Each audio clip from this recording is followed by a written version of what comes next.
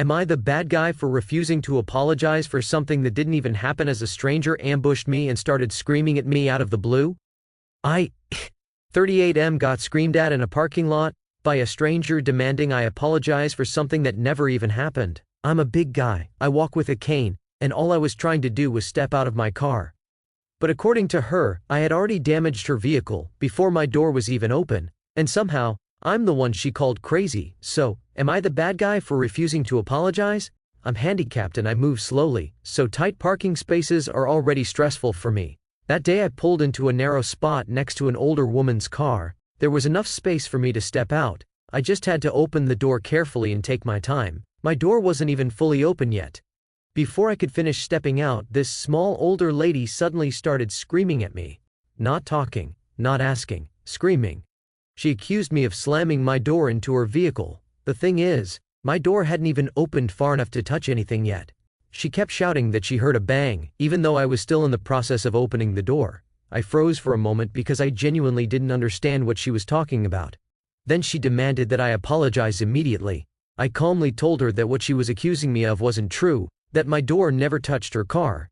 She stormed over to inspect her vehicle like she was looking for proof. There were 0 marks, nothing. Even at the widest point my door reached, it was still inches away from her car, but instead of backing down, she escalated. She pulled out her phone and went straight to the back of my car and took a photo of my license plate, as if she was preparing to report me for something that never happened. Another woman was nearby with her child, and she had seen the whole thing. She stepped in and said there was no bang, no contact, nothing. You'd think that would calm the situation down. Instead, it made the lady even more furious. She started shouting louder, accusing me again, acting like everyone else was against her. At that point, I realized there was no reasoning with her. My only response was telling her that her accusations weren't true, and that her behavior toward me was unacceptable. I refused to apologize for something that never happened.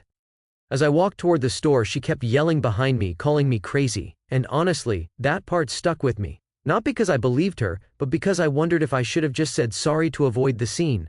I try to be respectful to people, I don't like conflict. But apologizing would have meant admitting to something that never occurred.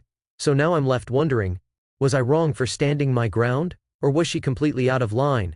Our Genie's Daily Digest editorial stance here is grounded in common social practice. An apology should acknowledge real harm, not serve as a tool to validate false accusations. When someone escalates a situation based on assumptions, especially in public, calm boundaries matter more than forced compliance. Standing firm without escalating the conflict isn't disrespectful, it's self-respect. What would you have done in that parking lot? Would you apologize just to keep the peace, or refuse when you know you did nothing wrong?